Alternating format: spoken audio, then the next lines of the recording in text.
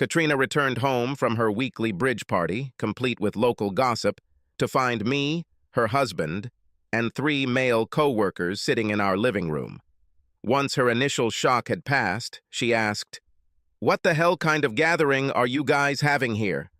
"This is the night when you will get what you have long dreamed of," I said solemnly. "After months of you nagging me about how lousy I was in every way and how much better people in your office were than me, I found the best solution. If only I had any man instead of you." You repeated this phrase over and over again, so I decided to do something about it. The main reason I haven't divorced you yet is because of the amount of money I would lose if I did. After the divorce, my lifestyle would have deteriorated greatly. The men in the living room were silent for now, as was Katrina, who froze on the threshold of the room, trying to figure out what was happening. So, I finally came up with a solution that would suit both of us. These guys were invited here for the auction. I decided to put it up as a lot your place as your lawful husband. I know there were a few other men you were interested in, but they either turned me down or were afraid their wives would find out about the deal. "Why are you completely crazy?" I finally woke up from tetanus and hissed at me. "Not at all. Before, living with you, I almost went crazy," I retorted, "until this wonderful idea came to me. I hope you like it too." "Now, to be fair to you guys," I said to the guests and then back to my wife, "you, honey, will need to demonstrate to each of them your best sex skills. It wouldn't be fair if they had to pay for something they have no idea about. A cat." I corrected myself. More precisely, no one like is to buy a pig in a poke. The sitting men nodded in agreement, and I waved my hand upward towards the master bedroom. I prepared spare sheets, wet wipes, a couple of tubes of lubricant, and, of course, a pack of condoms in our bedroom. You, gentlemen, will draw straws to determine who will go test it first. Katrina stared at the men sitting on the sofa. They all seemed to give her the same lustful look she was used to when they approached her desk in the office to flirt. "Wait a minute, guys. Do you really think he can auction me off?" she said indignantly, placing her hands on her hips. I interrupted her by raising my index finger. "Stop, stop. I'm not selling you directly. I sell own place as your husband. I shook my head towards the inspired guests, "should take my rightful place in all household affairs, including in the sexual satisfaction of you, dear wife. According to you, any of them could do it go-o or razdo better than me without even trying too hard."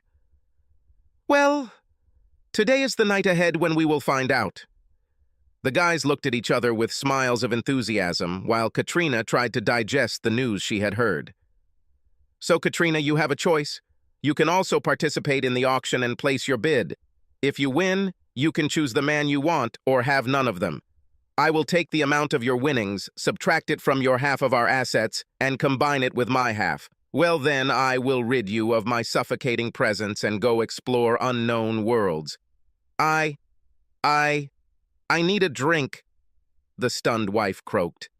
"I don't want to rush you," I warned her, "but you must give each man enough time to decide how important it is for him to be with you. Have I really been such a bad wife for you that you decided to pull off such a ridiculous and dirty trick?" She pouted her lips. "Yeah, that's how it was," I nodded. "My next option was to just walk away from you and let you pay for the divorce. Now let me run through a hit parade of examples of your disrespectful attitude towards me." I clicked a button and played the tape I had recorded of the derogatory statements she had hurled at me over the past few months in front of a home audience.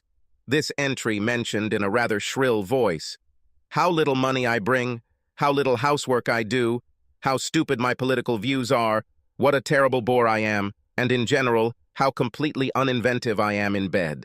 Towards the end of the tape, with her irritated revelations, she burst into tears. "So, gentlemen, I leave it up to you. You listened to this lady's opinion about me. Question for you. Should I stay married to this woman?" One by one, they said, "Nah, dude," or "Hell no," after which they would get up and leave. The offer to take my place as her husband somehow no longer seemed so attractive to them. Two of them, leaving the house, even expressed their condolences that I was married to such a gargoyle. Katrina fell onto the sofa, freed from potential suitors, where she continued her sobs. Addison, I'm so sorry. Me too, Katrina, me too. Damn, I probably shouldn't have scared them away so quickly.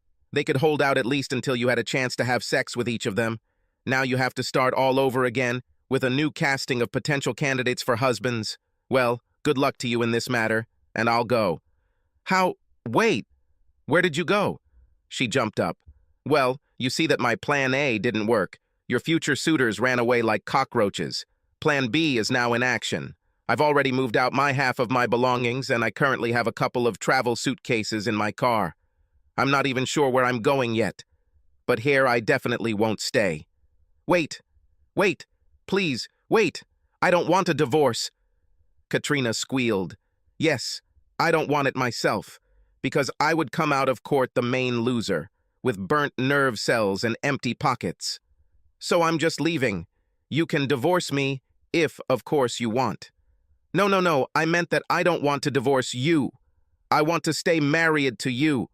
Come on, give me a chance to make things right. There is a very simple way to do this. Which? Her eyes lit up.